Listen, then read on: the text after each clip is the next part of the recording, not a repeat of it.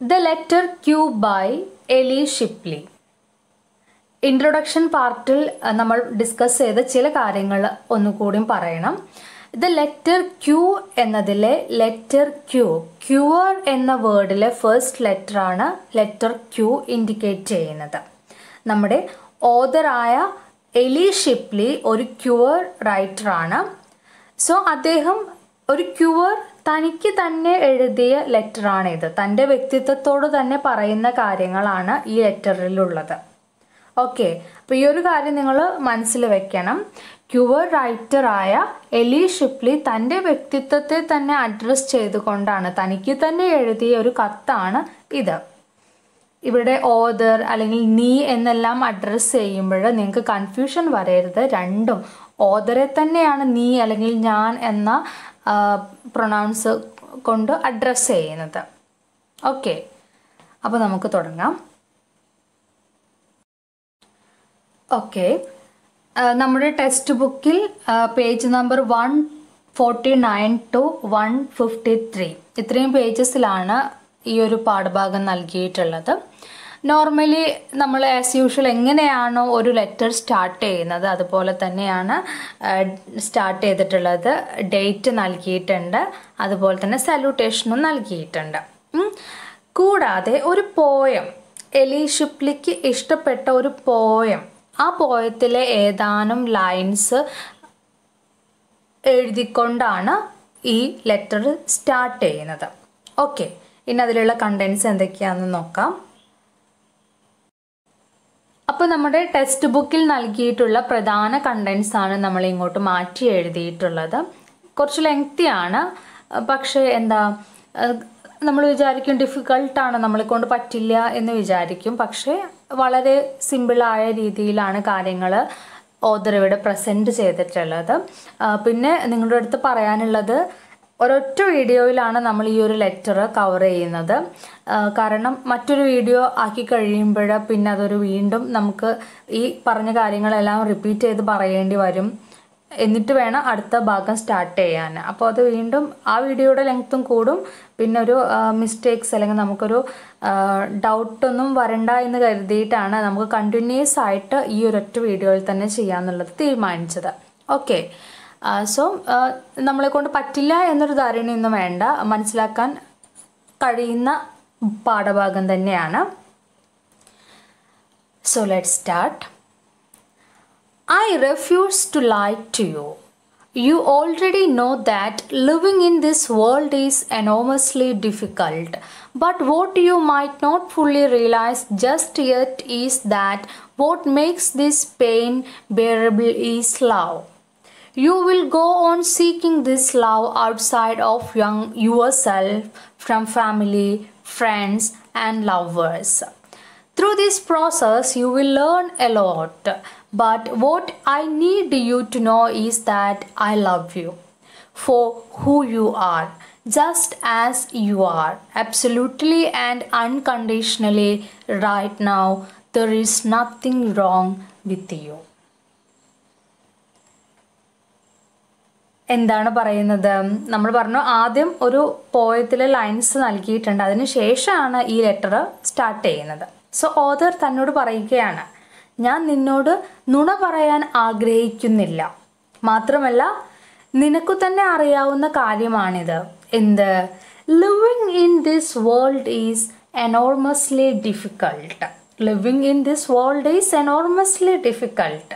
ഈ ലോകത്ത് ജീവിക്കുക എന്നത് വളരെ ബുദ്ധിമുട്ടുള്ള ഒരു കാര്യമാണ്, അല്ലേ? ഈ ലോകത്ത് ജീവിക്കുക, ജീവിതം മുന്നോട്ട് കൊണ്ടുപോകുക എന്നത് എന്താണ്? അത് ഡിഫിക്കൾട്ടായിട്ടുള്ളൊരു കാര്യമാണ്.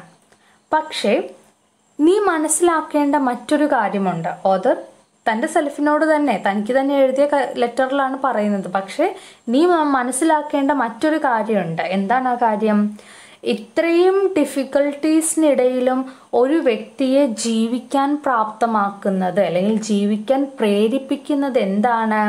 ആളുടെ ഡിഫിക്കൽട്ടീസ് എല്ലാം സഹിച്ചുകൊണ്ട് ജീവിതം മുന്നോട്ട് നയിക്കാൻ അയാളെ പ്രാപ്തനാക്കുന്ന ഒരു എലമെൻ്റ് എന്താണ്? നമുക്കറിയാമല്ലേ, അത് അയാൾക്ക് കിട്ടുന്ന സ്നേഹമാണ്. നമുക്ക് ചുറ്റുമുള്ളവരും നമുക്ക് നൽകുന്ന സ്നേഹമാണ് നമ്മളെ ജീവിതത്തിൽ മുന്നോട്ട് കൊണ്ടുപോകുന്നത്. അല്ലേ? എല്ലാ വിഷമങ്ങളിലും നമ്മെ മുന്നോട്ട് നയിക്കുന്നത് നമുക്ക് ചുറ്റുമുള്ളവർ നമുക്ക് നൽകുന്ന സ്നേഹവും പരിഗണനയും കൊണ്ടാണ്. സോ ഓതർ എന്താണ് പറയുന്നത്?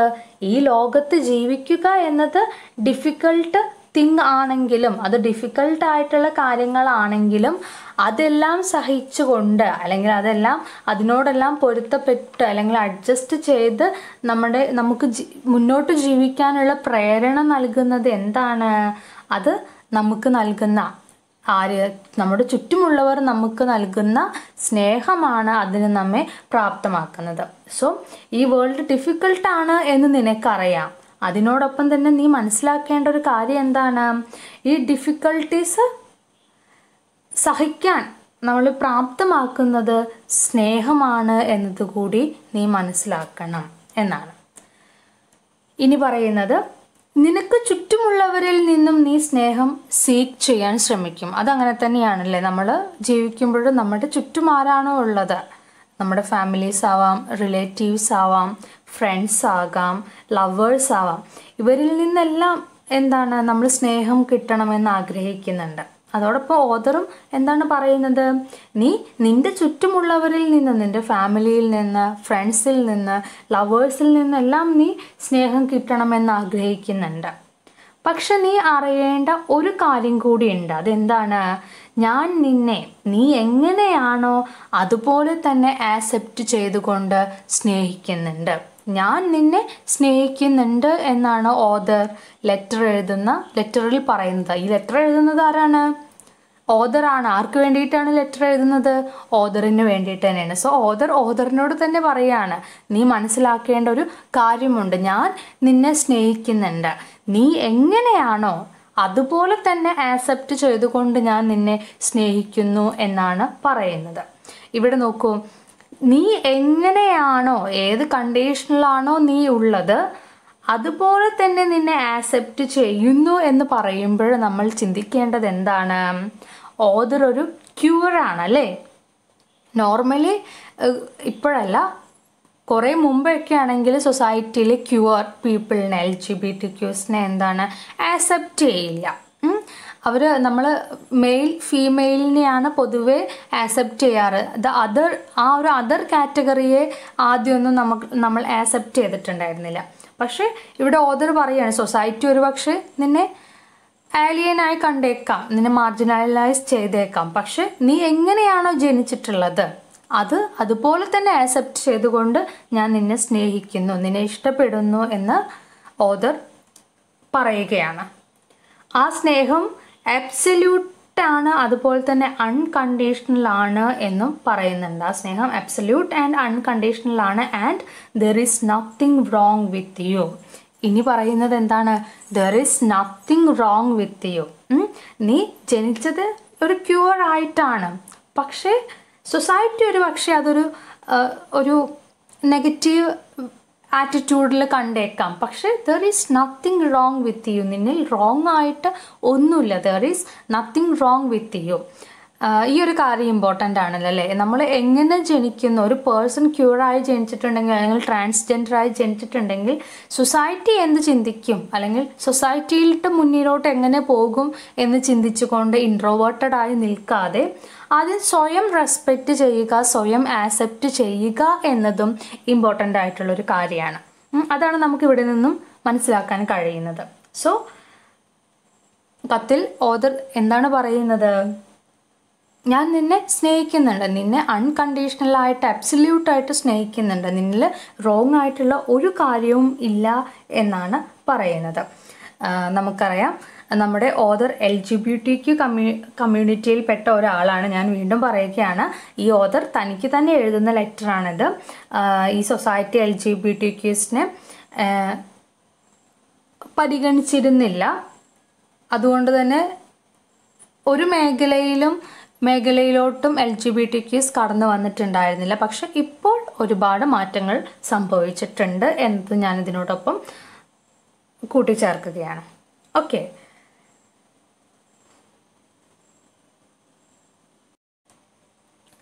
സോ ഈ ഒരു സെൻറ്റൻസ് ഇമ്പോർട്ടൻ്റ് ആണ്.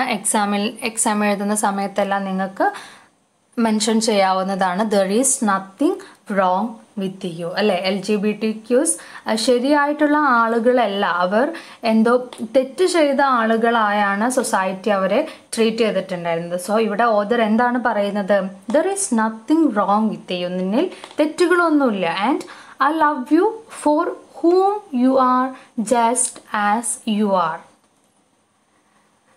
നീ എങ്ങനെയാണോ, നീ എന്താണോ അതുപോലെ തന്നെ ഞാൻ നിന്നെ ഇഷ്ടപ്പെടുന്നു എന്നാണ് പറയുന്നത്.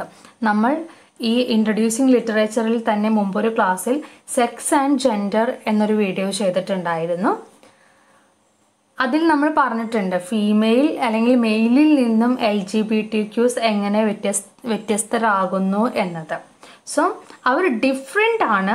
Just as male and female, മെയിലും ഫീമെയിലും എങ്ങനെ ഡിഫറെൻ്റ് ആയിട്ടുണ്ട് അതുപോലെ തന്നെ LGBTQസും ഡിഫറെൻ്റ് ആണ്. അതുപോലെ തന്നെ LGBTQസിലും എന്താണ്, തെറ്റായിട്ടുള്ള ഒരു കാര്യവുമില്ല. ആസ് മെയിൽ എന്ന കാറ്റഗറി ഉണ്ട്, ഫീമെയിൽ എന്ന കാറ്റഗറി ഉണ്ട്, അതുപോലെ തന്നെ എന്താണ് LGBTQs എന്നൊരു കാറ്റഗറി ഉണ്ട്. അത് നമ്മൾ ആക്സെപ്റ്റ് ചെയ്യുക എന്നതാണ് വേണ്ടത്. അല്ലാതെ ഈ കമ്മ്യൂണിറ്റിയിൽപ്പെട്ട ആളുകളിൽ തെറ്റായിട്ടുള്ള കാര്യങ്ങളൊന്നുമില്ല. ഓക്കെ, ഇനി അടുത്ത പാരഗ്രാഫ് നോക്കാം. In fact you have become my muse. You are my creative source. I didn't always realize this, and sometimes even now I forget it. So if I was harsh with you along the way, I hope you will forgive me. We are working on this now. Okay, ഇവിടെ പറയുന്നത് you become my muse. നീ എനിക്കൊരു source of inspiration ആണ്. And you are my creative source. നീ എനിക്കൊരു source of ഇൻസ്പിറേഷനാണ്, അതുപോലെ തന്നെ ഒരു ക്രിയേറ്റീവ് സോഴ്സും ആണ്. കൂടാതെ ഞാൻ നിൻ്റെ അടുത്ത് ഹാർഷായിട്ട് പെരുമാറിയിട്ടുണ്ടായിരിക്കാം, പക്ഷെ അതിനെല്ലാം നീ എനിക്ക് ഫോർഗീവ് ചെയ്തു തരണം എന്നാണ് പറയുന്നത്. അപ്പോൾ നമ്മൾ സൊസൈറ്റിയിലെ LGBTQs എപ്പോഴും ഒറ്റപ്പെട്ടവരായിരുന്നു. അവർ പ്രോസ്റ്റിറ്റ്യൂട്ട്സ് ആണ്, അല്ലെങ്കിൽ അവർ മോഷ്ടാക്കളാണ്, എന്തോ മോഷ്ടിക്കാൻ വന്ന ആളുകളാണ്, അല്ലെങ്കിൽ എന്തോ ആക്രമിക്കാൻ വേണ്ടി വന്ന ആളുകളാണ് എന്നൊരു തെറ്റായ മൈൻഡ് സെറ്റായിരുന്നു സൊസൈറ്റിയിലേക്ക് ഉണ്ടായിരുന്നത്. സോ സൊസൈറ്റിയിൽ നിന്ന് ഒരുപാട് കയ്പേറിയ അനുഭവങ്ങൾ അവർക്ക് ഫേസ് ചെയ്യേണ്ടി വന്നിട്ടുണ്ട്. അതിലൊന്നും തളരാതെ ജീവിതം മുന്നോട്ട് കൊണ്ടുപോവുക. ഒരു തരത്തിൽ പറയുകയാണെങ്കിൽ LGBTQs എല്ലാം സ്വയം സൊസൈറ്റി തന്നെ ഇങ്ങനെയാണ് കാണുന്നത് എന്ന് പറഞ്ഞുകൊണ്ട് ഇൻട്രോവേർട്ടഡ് ആയി ഇരുന്ന് കഴിഞ്ഞാൽ അവരുടെ ലൈഫ് അവർക്ക് സക്സസ്ഫുൾ ആക്കിയെടുക്കാൻ കഴിയില്ല. അപ്പോൾ ആ കമ്മ്യൂണിറ്റിയിൽപ്പെട്ട ഒരാൾ സക്സസ്ഫുള്ളായി ജീവിച്ചു കഴിഞ്ഞാൽ അത് മറ്റുള്ളവർക്കും ഇൻസ്പിറേഷനായി മാറുകയാണ് ചെയ്യുന്നത്. ആ ഒരു മീനിങ് കൂടി നമുക്ക് ഇവിടെ മനസ്സിലാക്കിയെടുക്കാൻ കഴിയുന്നുണ്ട്. ഇൻട്രോവേർട്ടഡായി നിൽക്കാതെ മറ്റുള്ളവരെ പോലെ തന്നെ നിങ്ങളുടെ ജീവിതം നിങ്ങൾ ആസ് യൂഷ്വൽ ജീവിക്കുക. സോ ഓദർ എന്താണ് പറയുന്നത്? നിങ്ങൾക്ക് സമൂഹത്തിൽ നിന്നും ഒരുപാട് കൈപ്പേറിയ അനുഭവങ്ങൾ ഉണ്ടായിട്ടുണ്ടായിരിക്കാം, ഒരുപാട് ഡിഫിക്കൾട്ട് സിറ്റുവേഷനിലൂടെ നിങ്ങൾക്ക് സഞ്ചരിക്കേണ്ടി വന്നിട്ടുണ്ടായിരിക്കാം. നിങ്ങളുടെ അടുത്ത് ഹാർഷായി പെരുമാറിയ ആളുകളിൽ ഒരുപക്ഷെ ഞാനും ഉണ്ടായിരിക്കും. അതിനെല്ലാം ഞാൻ ഫോർഗീവ്, നിങ്ങളുടെ അടുത്ത് സോറി പറയുകയാണ്. മാത്രമല്ല നിങ്ങളൊരു സോഴ്സ് ഓഫ് ഇൻസ്പിറേഷനാണ്, നിങ്ങളൊരു ക്രിയേറ്റീവ് സോഴ്സാണ് എന്നാണ് പറയുന്നത്. Okay, next paragraph. Something I returned to, for example, is the way that every day of your young life being perceived as a girl because of the body you were born into. You imagined yourself each night before you went to sleep as being recognized by the world as a boy. You could see something about yourself that others couldn't. This is a gift, but it was hard to carry this secret. You couldn't share your vision with anyone. Often you were picked on for not conforming to your assigned gender role of female.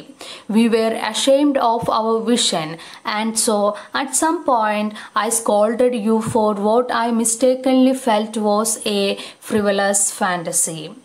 I remember us thinking around age 14 or 15, why am I torturing myself with this thought?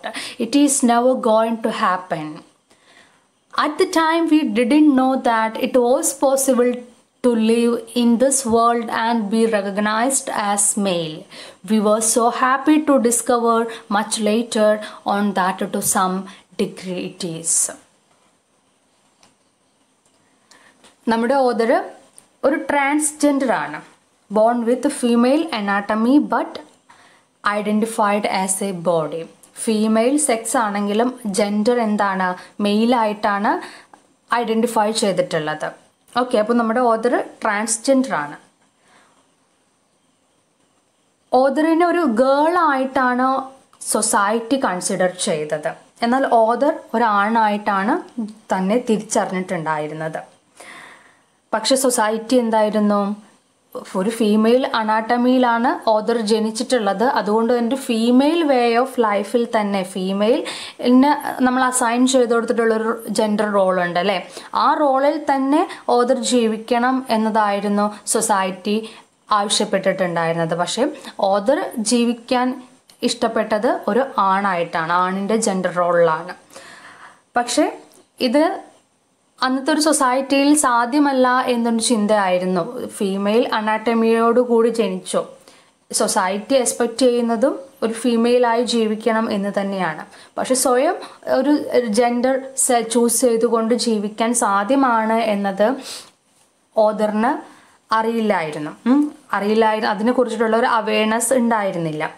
അതുകൊണ്ട് തന്നെ എല്ലാ രാത്രികളിലും ഉറങ്ങാൻ പോകുന്നതിന് മുമ്പ് തന്നെ ഈ ലോകം തന്നെ ഒരു ആൺകുട്ടിയായി അംഗീകരിക്കും എന്ന് ഓദർ ഇമാജിൻ ചെയ്തിട്ടുണ്ടായിരുന്നു.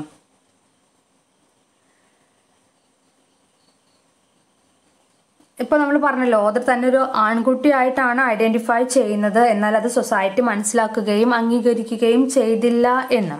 അതിൻ്റെ പേരിൽ ഓദർ സ്വയം കുറ്റപ്പെടുത്തുകയോ വിഷമിക്കുകയോ ചെയ്യേണ്ടതില്ല. മറിച്ച് നിങ്ങളുടെ ശരീരം, നിങ്ങൾ ഏത് അവസ്ഥയിലാണോ ബോൺ ചെയ്തിട്ടുള്ളത്, നിങ്ങൾ എങ്ങനെയാണോ ജനിച്ചിട്ടുള്ളത്, അതൊരു ഗിഫ്റ്റായി കണ്ടാൽ മതി.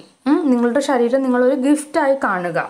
പക്ഷേ ട്രാൻസ്ജെൻഡറിന് അത് ക്യാരി ചെയ്യുക എന്നത് ബുദ്ധിമുട്ടുള്ള കാര്യമാണ്. കാരണം സൊസൈറ്റിയിൽ നിന്നും അവർക്ക് കിട്ടുന്ന അനുഭവങ്ങൾ, അതുകൊണ്ടാണ് അങ്ങനെ പറഞ്ഞത്. ഇത് നിങ്ങൾ ജനിക്കുന്നത് എന്തായാലും അത് ഗിഫ്റ്റായി കാണുക, പക്ഷെ നിങ്ങൾക്ക് എന്താണ് അത് ക്യാരി ചെയ്യുക എന്നത് ബുദ്ധിമുട്ടുള്ള കാര്യമാണ്.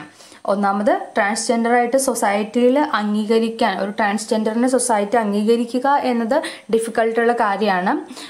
പിന്നെ മറ്റൊരു വശം എന്താണെന്ന് വെച്ചാൽ, സ്വയം ജെൻഡർ നമ്മളൊരു ആൺകുട്ടിയായി അറിഞ്ഞിട്ട് പിന്നെ സൊസൈറ്റിക്ക് വേണ്ടി ഒരു പെൺകുട്ടിയായി ജീവിക്കുക എന്നതും എന്താണ്, പുരുഷനായി സ്വയം തിരിച്ചറിഞ്ഞിട്ടും ഒരു സ്ത്രീയുടെ വേ ഓഫ് ലൈഫ് ജീവിക്കുക എന്നത് ബുദ്ധിമുട്ടുള്ള കാര്യമാണ്. അതുകൊണ്ട് തന്നെ നിങ്ങളുടെ ശരീരം നിങ്ങൾ എങ്ങനെയാണ് ജനിച്ചിട്ടുള്ളത് അതൊരു ഗിഫ്റ്റാണ്. പക്ഷേ it is hard to carry എന്നാണ് പറയുന്നത്. ഫീമെയിൽ ജെൻഡർ റോളിൽ ജീവിക്കുക എന്നത് ഓദർ ഇഷ്ടപ്പെടുന്നില്ല. എന്നാൽ ഫീമെയിൽ അനാട്ടമിയോടുകൂടി ജനിച്ച് ഒരാണിൻ്റെ ജീവിത രീതി സ്വീകരിക്കുക എന്നത് സൊസൈറ്റി അംഗീകരിക്കുകയും ചെയ്യുന്നില്ല. അപ്പോൾ ഓദർ മാത്രമല്ല, ട്രാൻസ്ജെൻഡേഴ്സ് പൊതുവെ അവർക്ക് 14-15 വയസ്സുള്ളപ്പോഴൊക്കെ അവർ ചിന്തിക്കുന്നത് എന്താണ്, ഒരാൺകുട്ടിയായി ജീവിക്കുക എന്നത് ഒരിക്കലും നടക്കാൻ പോകുന്നില്ല എന്നായിരുന്നു.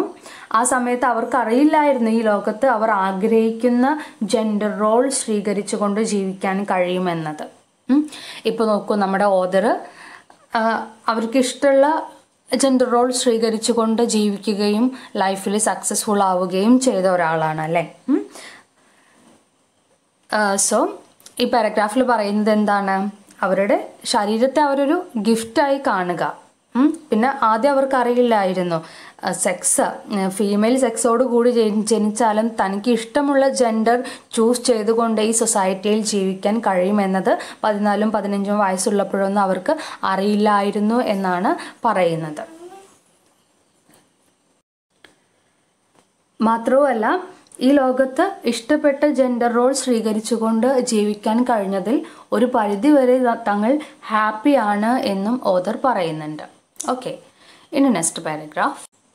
But what is even more valuable to me now than this realization that one can transform one's body is that your imagination conceived it much earlier, before you had the language of society and medicine to name it.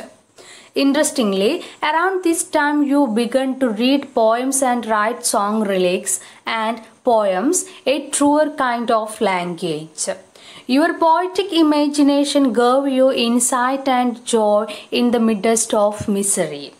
I still remember the first time we read Percy Bysshe Shelley's line, "Not may endure but mutability," from his poem Mutability. Its paradox was a kind of revelation for you, though you wouldn't understand why for years to come. Though we denied a part of ourselves and this creative source for a while, we never lost faith. I am so grateful to you for this. Through reading and writing poems, you were able to reconnect with this source. Reading and writing has been the antidote. Each time I realize you are my muse, I feel love become expansive, spacious. I think of what Whitman's song of myself and his line, "I am large, I contain multitudes." I remember Jack Spicer's imperative, "Poet, be like God." തൊട്ട് മുമ്പുള്ള പാരഗ്രാഫിൽ നമ്മൾ എന്താണ് പറഞ്ഞു നിർത്തിയത്?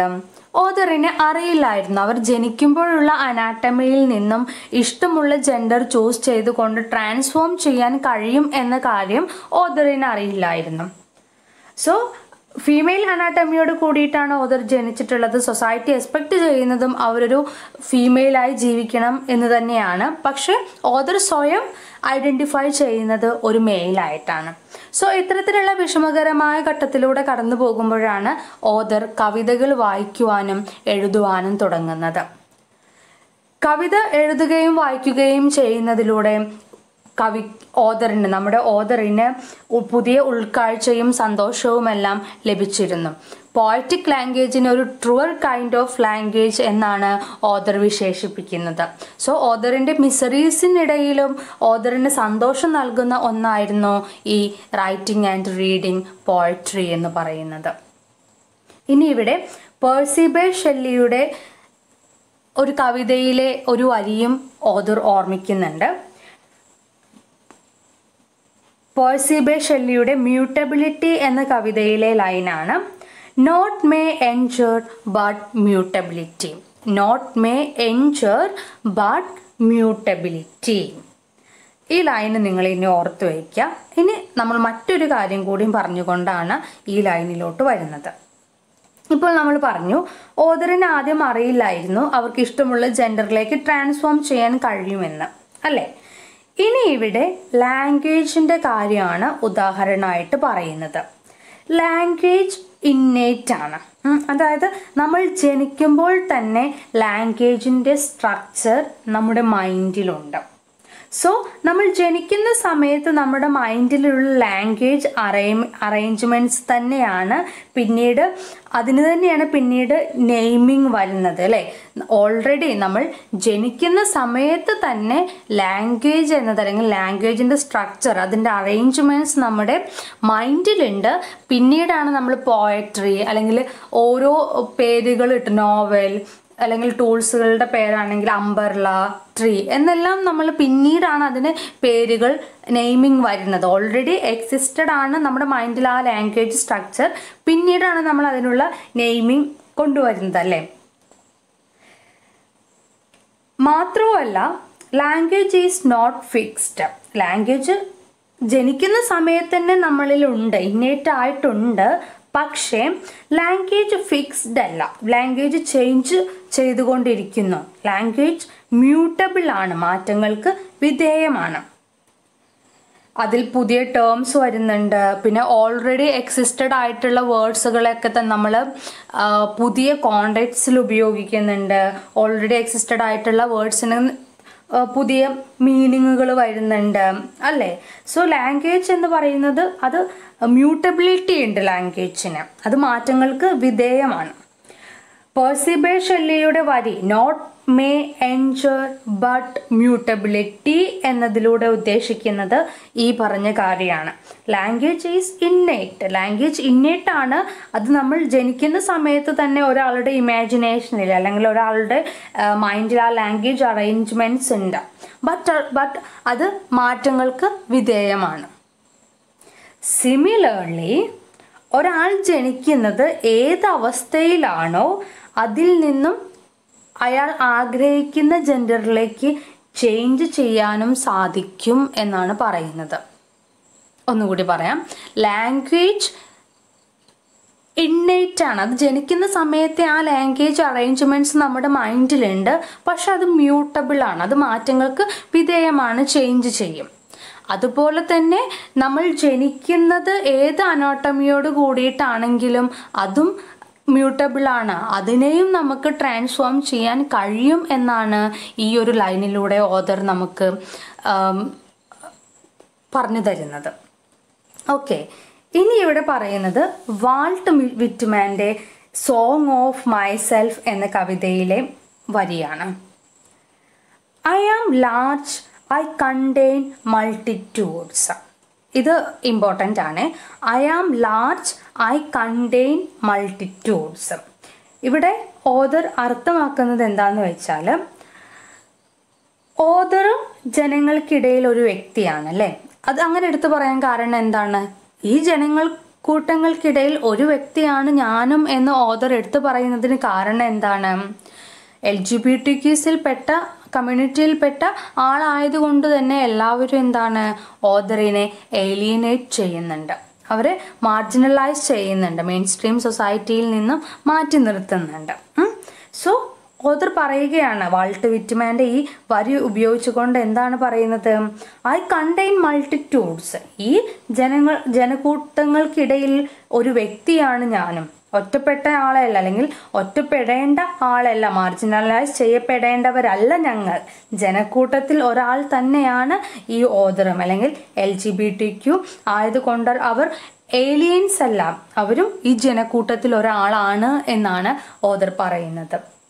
പിന്നെ Jack സ്പൈസറിൻ്റെ മറ്റൊരു ലൈനും പറയുന്നുണ്ട്, poet be like God, poet be like God. അതായത് ഇതിൽ നിന്ന് മനസ്സിലാക്കാൻ കഴിയുന്ന കാര്യം എന്താണെന്ന് വെച്ചാൽ, കവിതയിലൂടെ കവികൾ പുതിയ ചിന്തകൾക്കും മാറ്റങ്ങൾക്കും ജന്മം നൽകുകയാണ് ചെയ്യുന്നത്. ഓഥർ ഇവിടെ പറയുന്നുണ്ട്, അത് പുതിയ ഉൾക്കാഴ്ചയും സന്തോഷവും എല്ലാം നൽകുന്നുണ്ട്. തൻ്റെ മിസറീസിൽ നിന്നും രക്ഷപ്പെടാൻ ഓഥറിന് കവിതയിലൂടെ സാധിച്ചു എന്ന് പറയുന്നുണ്ട്. സോ ഓഥറിനും പ്രചോദനമായത് കവികളാണ്, അവരുടെ വരികളാണ്. ആയതിനാലാണ് ഓഥർ കവികൾ ദൈവമാണ് എന്നർത്ഥമുള്ള ജാക്ക് സ്പൈസറിൻ്റെ വരികൾ ഇവിടെ എടുത്തു പറയുന്നത്. Okay, recently I read a wonderful book by a Buddhist teacher, Tara Brach, called Radical Acceptance. I was touched by an anecdote she tells. Several years ago, a small group of Buddhist teachers and psychologists from the United States and Europe invited the Dalai Lama to join them in a dialogue about emotions and health. During one of their sections, an American Vipassana teacher asked him to talk about the sufferings of self-hatred. A look of confusion came over the Dalai Lama's face. What is self-hatred? He asked. As the therapists and teachers in the room tried to explain, he looked increasingly bewildered. Was this mental state was nervous disorder? He asked them. When those gathered confirmed that self-hatred was not unusual but rather common experience for their students and clients, the Dalai Lama was astonished. How could they feel that way about themselves? He wondered. Then everybody has Buddha nature. ഇനി author താൻ വായിച്ച ഒരു ബുക്കിനെ കുറിച്ചാണ് ഈ കത്തിൽ പറയുന്നത്. It was a book by a Buddhist teacher, Tara Brach. Tara Brach എന്നൊരു Buddhist teacher എഴുതിയ ഒരു ബുക്കാണത്. അതിൻ്റെ പേര് റാഡിക്കൽ ആക്സെപ്റ്റൻസ് എന്നാണ്. ആ ബുക്കിൽ പറയുന്ന ഒരു കാര്യം നമ്മുടെ ഓതറിനെ ടച്ച് ചെയ്തിട്ടുണ്ട്. അതെന്താണെന്ന് വെച്ചാൽ കുറച്ച് വർഷങ്ങൾക്ക് മുമ്പ് US-ൽ നിന്നും അതുപോലെ തന്നെ യൂറോപ്പിൽ നിന്നുള്ള ബുദ്ധിസ്റ്റ് ടീച്ചേഴ്സും സൈക്കോളജിസ്റ്റും ദലൈലാമയെ ഇൻവൈറ്റ് ചെയ്തിട്ടുണ്ടായിരുന്നു. ഇമോഷൻസ് ആൻഡ് ഹെൽത്ത് എന്നൊരു വിഷയവുമായി ബന്ധപ്പെട്ട് സംഭാഷണം നടത്തുന്നതിനായിട്ടായിരുന്നു അവർ ദലൈലാമയെ ക്ഷണിച്ചത്. ആ സെക്ഷനിടയിൽ ഒരു അമേരിക്കൻ വിഭാസന ടീച്ചർ ദലൈലാമയോട് സഫറിങ്സ് ഓഫ് സെൽഫ് ഹേറ്റ്രഡുമായി സഫർ ചെയ്യുന്നതിനെ കുറിച്ച് ചോദിക്കുന്നുണ്ട്. സെൽഫ് ഹേറ്റ്രഡിനെ കുറിച്ച് കേൾക്കുന്ന സമയത്ത് ദലൈലാമ സംശയത്തോടെ ചോദിക്കുകയാണ്, വാട്ട് ഈസ് സെൽഫ് ഹേറ്റ്രഡ്? എന്താണ് സെൽഫ് ഹേറ്റ്രഡ്? സോ അവിടെ ഉണ്ടായിരുന്ന ടീച്ചേഴ്സും തെറാപ്പിസ്റ്റും എന്താണ് ഈ സെൽഫ് ഹേറ്റ്രഡ് എന്ന് പറഞ്ഞ് മനസ്സിലാക്കാൻ ദലൈലാമയ്ക്ക് പറഞ്ഞ് മനസ്സിലാക്കി കൊടുക്കാൻ ശ്രമിക്കുന്നുണ്ട്. സെൽഫ് ഹേറ്റ്രഡ് എന്നാൽ മെൻ്റൽ സ്റ്റേറ്റ് ആണോ അതോ ഇനി വല്ല നെർവസ് ഡിസോർഡർ ആണോ എന്നാണ് ദലൈലാമ ചോദിക്കുന്നത്. അപ്പോൾ ദലൈലാമ ബുദ്ധിസ്റ്റ് ഫിലോസഫിയിൽ വിശ്വസിക്കുന്ന ഒരാളാണ്. അതുകൊണ്ട് തന്നെ സെൽഫ് ഹേറ്റ്രഡ് എന്താണ് എന്നുള്ളത് ദലൈലാമയ്ക്ക് അറിയില്ല. അപ്പോൾ അവിടെ ഇരിക്കുന്ന ടീച്ചേഴ്സും സൈക്കോളജിസ്റ്റും എല്ലാം ദലൈലാമയെ പറഞ്ഞ് മനസ്സിലാക്കി കൊടുക്കുകയാണ് എന്താണ് സെൽഫ് ഹേറ്റ്രഡ് എന്ന്. കൂടാതെ അവിടെ ഇരിക്കുന്ന ആളുകളെല്ലാം ബുദ്ധിസ്റ്റ് ഫിലോസഫിയിൽ വിശ്വസിക്കുന്ന ആളുകളാണ്. അപ്പോൾ അവിടെ ഇരിക്കുന്ന എല്ലാ ടീച്ചേഴ്സിലും അല്ലെങ്കിൽ ക്ലയൻസിലും ഒരു കോമൺ എക്സ്പീരിയൻസ് ആയി എല്ലാവരിലുള്ള ഒരു കോമൺ എക്സ്പീരിയൻസ് ആണ് സെൽഫ് ഹേറ്റ്രഡ് എന്ന് ദലൈലാമ മനസ്സിലാക്കുന്നുണ്ട്. അപ്പോൾ ദലൈലാമ സർപ്രൈസ്ഡ് ആകുകയാണ്. കാരണം ബുദ്ധിസ്റ്റ് ഫിലോസഫിയിൽ വിശ്വസിക്കുന്ന ഇവർക്ക് അല്ലെങ്കിൽ ബുദ്ധിസ്റ്റ് നേച്ചറിലുള്ള ഇവർക്ക് എങ്ങനെയാണ് സെൽഫ് ഹേറ്റ്രഡ് എന്ന അനുഭവം ഉണ്ടായി എന്ന് ദലൈലാമ അത്ഭുതപ്പെടുന്നുണ്ട്. അപ്പോൾ ഈ ഒരു ഇൻസിഡൻറ്റ് താര ബ്രച്ചിൻ്റെ വർക്കിൽ പറഞ്ഞിട്ടുള്ള ഈ ഒരു കാര്യങ്ങൾ എന്താണ് നമ്മുടെ ഓതറിനെ ടച്ച് ചെയ്യുന്നുണ്ട്. കാരണം ട്രാൻസ്ജെൻഡേഴ്സ് ആണെങ്കിലും സ്വയം എന്താ പറയുക സെൽഫ് ഹേറ്റ്രഡ് ഉള്ള ആളുകളാണ്. അപ്പോൾ ബുദ്ധിസ്റ്റ് നേച്ചറുള്ളവരിൽ പോലും ഒരു ബുദ്ധിസ്റ്റ് ഇതിലൂടെ കാണിക്കുന്നത് എന്താണ്, ഈവൻ ബുദ്ധിസ്റ്റ് നേച്ചറിലുള്ളവരിൽ പോലും സെൽഫ് ഹേറ്റ്രഡ് എന്ന വികാരം ഉണ്ട് എന്നതാണ്. ബുദ്ധിസ്റ്റ് ഫിലോസഫിയിൽ വിശ്വസിക്കുന്നവരിൽ പോലും ഈ സെൽഫ് ഹേറ്റ്രഡ് എന്ന വികാരം ഉണ്ട് എന്നാണ് ഇതിലൂടെ കാണിക്കുന്നത്. ഓക്കെ, ഇനി ഇതിന്റെ കണ്ടിന്യൂഷൻ ആയിട്ടുള്ള കാര്യങ്ങളാണ് അടുത്ത പാരഗ്രാഫിൽ പറയുന്നത്. നോക്കാം. Indeed, self-hatred is not unusual, especially for a queer kid. But I am so proud you have survived. I am so grateful that you found and continue to find that the way to love yourself, to recognize something like this Buddha nature. By transforming your sufferings into something beautiful through poetry, it took reading and writing poems to see your true nature, to return to the source and to realize there is nothing wrong with you. Your primary transformation, which is going, has to do with perception itself and nurturing your ability to see your resilience, as made evident by our poetry, encourages me to go on with love, Ellie. അതായത് നമ്മൾ തൊട്ട് മുമ്പുള്ള പാരഗ്രാഫിൽ എന്താ കണ്ടത്? Self hatred, even Buddhist നേച്ചറിലുള്ള ആളുകളിൽ പോലും self hatred എന്ന വികാരമുണ്ട്. So self hatred common ആയിട്ടുള്ള ഒരു ഫീലിംഗ് ആണ്. ക്യൂറായിട്ട് ജനിച്ച LGBTQസിനും ഈ ഒരു സെൽഫ് ഹേറ്റ്രഡ് എന്ന ഫീലിംഗ് കോമൺ ആണ്. ഇങ്ങനെ ജനിച്ചില്ലേ അല്ലെങ്കിൽ ഇങ്ങനെ ആയി പോയല്ലോ എന്ന ചിന്ത അവരിലും ഉണ്ടാകും. ഇത്തരത്തിലുള്ള ചിന്തകൾ മുന്നോട്ടുള്ള ജീവിതത്തിൽ അവരെ തളർത്തുകയാണ് ചെയ്യുന്നത്. പക്ഷെ എന്താണ്, ബുദ്ധിസ്റ്റ് നേച്ചറിലുള്ളവരിൽ പോലും എന്താണ് ഈ സെൽഫ് ഹേറ്റ്രഡ് എന്നുള്ള വികാരം ഉണ്ട്. അതുകൊണ്ട് തന്നെ എന്താണ്, അതൊരു കോമൺ എക്സ്പീരിയൻസ് ആണ്.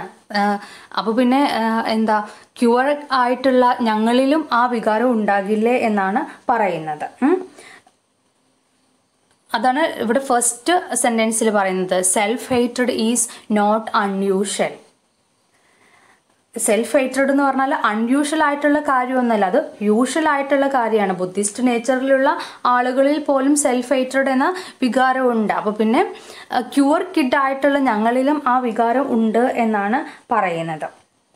സോ ഇത്തരത്തിലുള്ള ചിന്തകൾ അവരെ മുന്നോട്ടുള്ള ജീവിതത്തിൽ അവരെ തളർത്തുകയാണ് ചെയ്യുന്നത്. സൊസൈറ്റിയെ എങ്ങനെ അഭിമുഖീകരിക്കും, അല്ലെങ്കിൽ സൊസൈറ്റിയിൽ നിന്ന് അവർക്ക് കിട്ടുന്ന നമ്മൾ പറഞ്ഞ പോലെ തന്നെ അവർ സൊസൈറ്റി നൽകുന്ന അനുഭവങ്ങൾ, ഇതെല്ലാം മുന്നോട്ടുള്ള ജീവിതത്തിൽ അവരെ തളർത്തുകയാണ് ചെയ്യുന്നത്. എന്നാൽ ആ സെൽഫ് ഹേറ്റഡ് എന്ന വികാരത്തിൽ നിന്നും ഓതർ സർവൈവ് ചെയ്യുന്നുണ്ട്. ഓതർ തൻ്റെ വ്യക്തിത്വത്തെ സ്നേഹിക്കാൻ തുടങ്ങുകയാണ് ചെയ്യുന്നത്. താൻ എന്താണോ അതായി തന്നെ അംഗീകരിക്കാൻ തുടങ്ങുന്നു. അവർ നേരിട്ട സഫറിങ്സ് എല്ലാം കവിത എഴുതുന്നതിലൂടെ ഇല്ലാതാകുകയാണ് ചെയ്യുന്നത്. കവിതകൾ വായിക്കുന്നതിലൂടെയും കവിതകൾ എഴുതുന്നതിലൂടെയും അവർ അവരുടെ ട്രൂ നേച്ചർ കണ്ടെത്താൻ ശ്രമിക്കുകയാണ്. അവരിൽ റോങ് ആയി ഒന്നുമില്ല, അവരിൽ തെറ്റായിട്ട് ഒന്നുമില്ല എന്നവർ കണ്ടെത്തുകയാണ്. LGBTQ എന്ന നിലയിൽ സൊസൈറ്റിയിൽ നിന്നും നേരിടേണ്ടി വന്ന എല്ലാ ഡിഫിക്കൽട്ടീസും അവർ കവിത എഴുതുന്നതിലൂടെയും വായിക്കുന്നതിലൂടെയും മറികടക്കുകയാണ് ചെയ്യുന്നത്. സെൽഫ് ഹേറ്റഡ് എന്ന ആ ഒരു വികാരത്തിൽ അവർ തളർന്നു പോകുന്നില്ല. പക്ഷേ ജീവിതം അവർ സ്വയം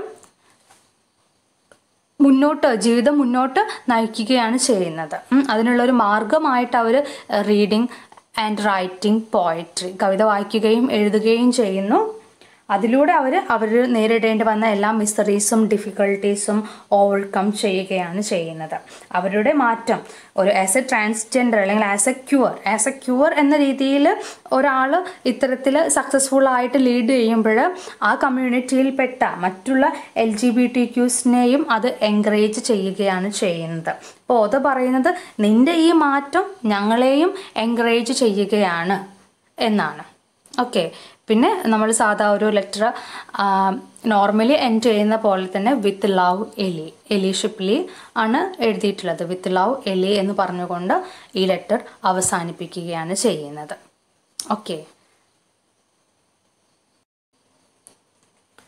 സോ ഈ ഒരു കത്തിലൂടെ LGBTQ സൊസൈറ്റിയിൽ നിന്നും നേരിടുന്ന ഡിഫിക്കൽട്ടീസ് എന്തൊക്കെയാണ്, അവർ സ്വയം അവർക്ക് തോന്നുന്ന സെൽഫ് ഹേറ്റ്രഡ് അതെല്ലാം കാണിക്കുന്നുണ്ട്. പക്ഷെ അതിലൊന്നും ഡള്ളായി പോവാതെ, അതിലൊന്നും തളർന്നു പോകാതെ സൊസൈറ്റി ഇങ്ങനെയാണല്ലോ എന്ന് കരുതിയിട്ട് ഒരാളും തളർന്നിരുന്നാൽ അവരുടെ ജീവിതം അവിടെ സ്റ്റോപ്പ് ആവുകയാണ് ചെയ്യുന്നത്. അവരുടെ ജീവിതം അവർക്ക് സക്സസ്ഫുള്ളാക്കി മാറ്റിയെടുക്കാൻ കഴിയില്ല. മറിച്ച് സക്സീഡ് ചെയ്യുക, എല്ലാറ്റിനെയും സർവൈവ് ചെയ്ത് ഓവർകം ചെയ്ത് ജീവിക്കുക, മറ്റുള്ളവർക്കും ഇൻസ്പിറേഷനായി മാറുക എന്നാണ് ഇതിലൂടെ നമുക്ക് മനസ്സിലാക്കാൻ കഴിയുന്നത്. അപ്പോൾ ആദ്യം ഒരു ആസ്പെക്റ്റിൽ നോക്കിക്കഴിയുകയാണെങ്കിൽ LGBTQസിനെ സ്വയം തൻ്റെ വ്യക്തിത്വത്തെ നിഷേധിക്കുന്നവരായിരുന്നു. സൊസൈറ്റി ഇങ്ങനെയാണല്ലോ എന്ന് കരുതിയിട്ട് ഇൻട്രോവേർട്ടഡ് ആയി പോകുന്ന ആളുകളായിരുന്നു. പക്ഷെ അതിൻ്റെ ഒന്നും ആവശ്യമില്ല. അതും സെൽഫ് റെസ്പെക്റ്റ് ആദ്യം ഉണ്ടാക്കിയെടുക്കുക. പിന്നെ നമുക്ക് എന്താണോ നമ്മുടെ ലൈഫ് എങ്ങനെ സക്സസ്ഫുൾ ആക്കി മാറ്റാൻ കഴിയുമോ ആ രീതിയിൽ നമ്മൾ സക്സീഡ് ചെയ്യുക എന്നാണ്. നമുക്ക് ഇഷ്ടമുള്ള ജെൻഡർ ചൂസ് ചെയ്തുകൊണ്ട് ജീവിക്കുക എന്നെല്ലാമാണ് ഈ ഒരു ലെറ്ററിലൂടെ കാണിക്കുന്നത്. ഇത് മറ്റുള്ള ഒരു ഇൻസ്പിറേഷനാണ്, മറ്റുള്ള LGBTQസിനും ഒരു ഇൻസ്പിറേഷനായി മാറുകയാണ് ചെയ്യുന്നത്. സോ ടു സം അപ്പ്, എലി ഷിപ്ലി ആസ് എ ക്യൂർ എന്ന രീതിയിൽ തൻ്റെ വ്യക്തിത്വത്തോട് പറയുന്ന കാര്യങ്ങളാണ്, തനിക്ക് തന്നെ എഴുതുന്ന കാര്യങ്ങളാണ് ഈ പാഠഭാഗത്ത് ഈ ലെറ്ററിൽ നമ്മൾ കണ്ടത്. ആസ് എ ക്യൂർ എന്ന രീതിയിൽ മറ്റുള്ള LGBTQസിനും ഇൻസ്പിറേഷനായി മാറുകയാണ് ചെയ്യുന്നത്. സൊസൈറ്റിയിൽ അവർക്ക് ഒരുപാട് ഒബ്സ്റ്റാക്കിൾസ് ഉണ്ട്. ഇഷ്ടപ്പെട്ട ജെൻഡർ ചൂസ് ചെയ്യാനുള്ള ഫ്രീഡം ഇല്ല. മാത്രമല്ല അവർ സ്വയം നിഷേധിക്കപ്പെട്ടവരായിട്ടാണ് ജീവിച്ചത്. അവർ സ്വയം സൊസൈറ്റി ഇങ്ങനെയാണല്ലോ തങ്ങളുടെ അടുത്ത് പെരുമാറുന്നത്, തങ്ങൾ ഇങ്ങനെ ജനിച്ചു പോയല്ലോ എന്നൊരു രീതിയിൽ അവർ ഇൻട്രോവേർട്ടഡായി മാറാനുള്ളൊരു ചാൻസ് ഉണ്ട്. പക്ഷെ അവിടെയൊന്നും തളരാതെ എല്ലാം സർവൈവ് ചെയ്യുകയാണ്. എല്ലാ ഒബ്സ്റ്റാക്കിൾസിനെയും ഓവർകം ചെയ്തുകൊണ്ട് ജീവിതത്തിൽ സക്സസ്ഫുള്ളായി മാറുകയാണ് എലി ഷിപ്ലി. അപ്പോൾ തനിക്ക് തന്നെ നൽകുന്ന ഒരു അപ്രീസിയേഷനാണ് ഈ ലെറ്റർ. തൻ്റെ വ്യക്തിത്വത്തോട് തന്നെ എലി ഷിപ്ലി നൽകുന്ന ഒരു അപ്രീസിയേഷൻ, ഓതർ തന്നോട് തന്നെ നൽകുന്ന ഒരു അപ്രീസിയേഷൻ കൂടിയാണ്. മാത്രമല്ല മറ്റുള്ള LGBTQസിനും ഇതൊരു ഇൻസ്പിരേഷനായി മാറുകയാണ് ചെയ്യുന്നത്. ഓക്കെ.